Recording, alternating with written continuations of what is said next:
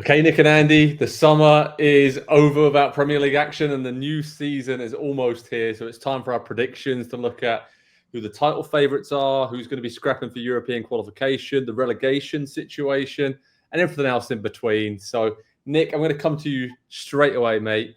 Obviously, it looks to me at least like there are four clear title contenders here, which excites me a lot because I think we haven't really had that for a long time in the Premier League, at least being this close, it feels like. So how are you feeling, mate, about the title race and kind of let's go who you think is going to win it? Oh, gee whiz. Well, that is absolutely loaded. I am ashamed to say, because I'm going to jinx them for this. I think Arsenal have the best team in the Premier League this year. Wow. I think the only thing that can hold them back is mentality. It's a huge hurdle to climb. But I think we're going to get to this later, but I think the Zubimendi signing is potentially the most impactful one in the Premier League. I love them at almost every position. And I like the way they've reinforced, even like little things. It shouldn't be considered little, like the Norgard signing. So I do think it's a legit 4-horse title race, which is why picking anyone seems a little bit, anyone can be doubted. But yeah, I think this should be Arsenal's year, and if Arteta blows it, I will find it fairly hilarious. I mean, Andy, it is, in terms of spending, we've kind of not really seen a summer like this in a long time, maybe ever, in terms of all the top teams going out and getting their star new forward or new playmaker or player that they think is going to make the big difference overall, which is really exciting and why I think it's going to be super close between that top group of teams. What's your thoughts on this title race? Yeah, it means there's questions about just about every team, literally every team in the title race. And we don't always, to your point, come into seasons like that. There was a run where City was just going to show up, and as long as they had 11 players to put out there every week, they were probably going to win the title. And we've come away from that just a little bit. And obviously Liverpool taking the title last season. I'm going to go with them again, ever so slightly. I think one we've seen already, Arne Slot can rebuild or tweak, change things on the fly very quickly with, not a lot of time wasted in there. And I think maybe some of these other teams are going to take just a little bit of time early in the season to kind of figure out maybe what the best 11 is or how the new pieces fit together, where they fit into the team and everything like that. And so just on the basis of what we saw last year from Liverpool, Slot coming in and straight away, just kind of just taking Liverpool forward in a way that nobody really thought they would. I will back them to do that again, but only ever so slightly, I think, just over City, who will start very slow in the season, but I think will finish very strong. And next summer, we're going to be looking at them thinking, oh boy, here we go again. Yeah, and I guess the other issue I have with the title race is City. We're not quite sure what's going to happen or when, or in terms of the off-field issues that they're still working through with the Chargers. So they're obviously going to be up there. They bought lots of very good players. And then Chelsea as well. I think just watch out for them in terms of a summer of success, winning the Club World Cup. They've got a lot of confidence from that, I think, this young team. And seeing them at the end of preseason, they had a very short preseason, but they looked very fresh and sort of just have more belief, I think, that they've been through a season now, finished in the top 4 in the Premier League. And I don't think we should underestimate Chelsea and how they could probably stick in there with Arsenal, Liverpool, Man City right into the very end of this title race this season. All right, you two have picked. I'm going to go for Arsenal as well. And I think it's going to be really, really, really tight. But Gyökeres, it all hinges on him, basically. I agree with Nick. Zubimendi's great. Noni Madueke, Norgard. They've added a lot more depth. You look at the squad now and you're like, if so-and-so's injured, there's not as big of a drop-off this time. And then the X factor is, on paper, in theory, I know the comparisons have been made to Haaland coming to City and how he took them to the next level and ruthlessness. But it just, sometimes football is a very simple game. And you if you're Arsenal and you've watched them for so many years now, the crosses into the box, the final balls that weren't being finished, weren't being latched onto, I mean, that's what Gyökeres does. That is his bread and butter. If he doesn't score, he creates chaos. And again, sometimes we think so many things about football and overcomplicate it, but in the simplest terms, this is probably the one reason why Arsenal drew, what was it, 14 games last season, and that was the little bit that was missing, and the one player they didn't really have. So that is very, very thin margin, but that's why I think here in August at the start of the season, I think this is the season they finally get it done.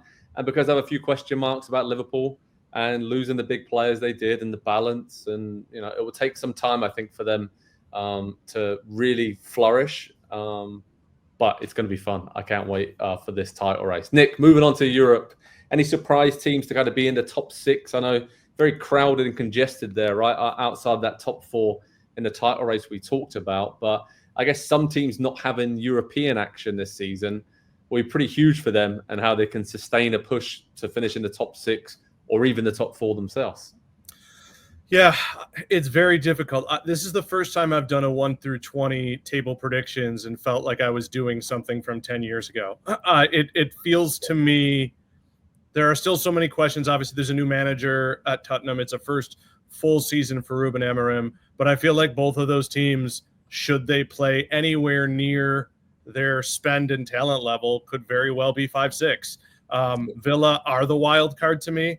I think Villa are approaching that level as long as they have Unai Emery. Guys are staying to be a part of what they are. Mm-hmm. And they well could challenge. They could be the dark horse for the top 4 because they've done the European dance already, and they'll be better prepared for that. The one team to watch for me is Man United.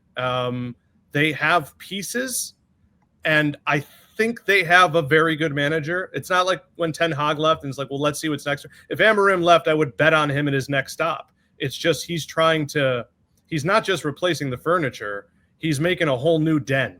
And that, to me, is interesting. The biggest question for me being, is Bruno Fernandes in a deeper lying role? Is that going to take away too much of his danger? And that scares me quite a bit. Yeah. They got plenty of time to gel, right, Andy? Because Amorim will have all this extra time on the training ground, week in, week out. And there are so many teams in Europe, record number 9 teams in Europe in the Premier League this season. So kind of feels like this is the right time to have this huge rebuild for them. And he's talked a lot about culture and change and just all the rest of it. So I feel decent about United, like Nick said, and I feel Brighton as well with them not having Europe and the quality of players they've kept hold of for the most part. Should probably be up there. But it's so much fun thinking about it, because Villa, Newcastle, you almost feel like you're doing one of these teams a disservice not mentioning that they should be in the top 4. It's that close and that stacked really in that part of the table. Yeah, you know what? I can't believe we've reached this point. I think I'm in on United this season, clawing themselves back to sustainable respectability, let's say. Let's not get crazy and say they're in the title race or they should be qualifying for Champions League dead on this season. But I don't know. I do think that, and I know he didn't want it at the time, but I do think those first 6 months or so for Amorim having to be able to take the lumps and go through the rough patch, see exactly, truly what was there in the squad, how the club runs and everything, and just having that takeoff to his time as Manchester United manager, I think is actually going to benefit him a lot this season. And we're finally going to see the benefits of that.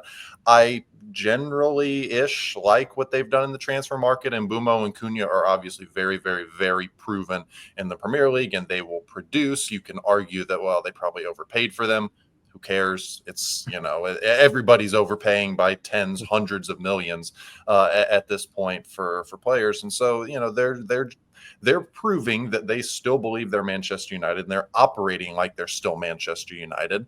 And I still have questions about the midfield, to Nick's point. If Bruno's going to be the one that partners Ugarte in there, then, I like that better than Ugarte and Casemiro. I'll say that. So it's a step in the right direction in that way. But yeah, I think they're going to be solid this season. Not having to play Thursday, Sunday the way that they did last season is going to be a huge benefit. They're going to have the preparation and recovery advantage over half the teams in the league this season when they face them head to head. So there's a lot of little things I think that add up to Manchester United having a pretty good season coming up. And it's been a long time since we've been able to say that for real reasons. Yeah, and a good season for them is top 6 finish and a good cup run, Mhm. and then they're kind of I've got them building 5th. Yep, and that's about right, I think, at the moment. In terms of the other end of the table, Nick Mendola, the relegation scrap. Obviously, we've seen 2 years in a row, all 3 new boys go straight back down to the Championship. Same going to happen to Leeds, Burnley, or Sunderland, or what do you think? Because on paper they signed some really good players, but again, on paper, when I look at the fixtures, some of the teams I'm struggling to see them get a win before we get to October, November time, and then it's the pressure's on, and we all know how it gets. I think Sunderland of the 3 have given themselves a chance. I know the spending is risky. We've talked about this a few times where teams, but who they've bought. I'm not sure that Xhaka knows where he is, but I think like in his announcement, it was basically like, yeah, I'm back in England. But I think he's the sort of player, he knows where he's been. Adingra knows where he's been.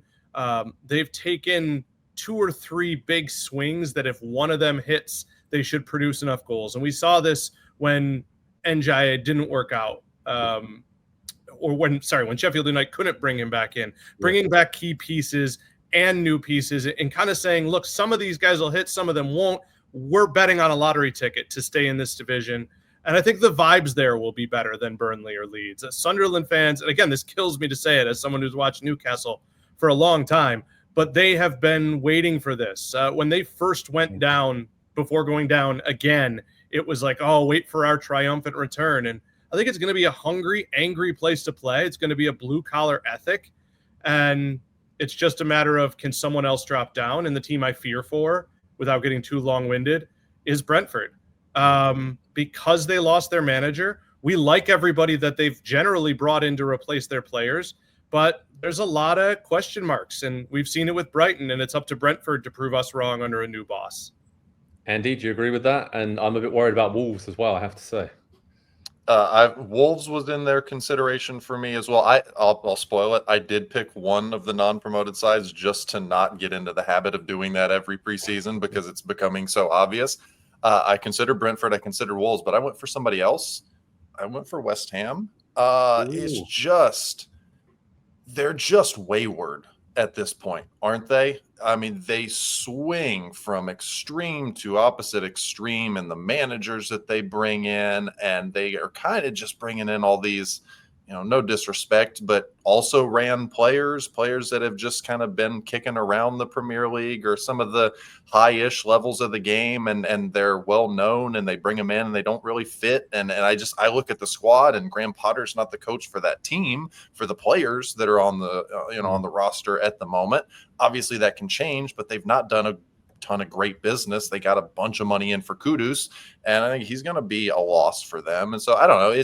There is a set of results that could happen this season over 38 games that West Ham just really, really struggle to pick up wins because I don't think they're going to be able to score goals this year. I think that's going to be a huge problem for them. And if you can't score goals in this league, you're not staying in it for long. Yeah, it's very true. And producer FA's telling us in our ear that Wolves are going to be relegated and Man City are going to win the Premier League. So, everybody's got big opinions and predictions this time of the season, including us. So head over to Pro Soccer Talk on NBCSports.com to see all of our latest predictions. Get involved in the comments. Let us know what you think is going to happen. But cannot wait for this new Premier League season to kick off. Let's do it. Hi, I'm Rebecca Lowe, and as we head towards the end of an exciting Premier League season, make sure you like and subscribe on the NBC Sports YouTube channel for more content like this.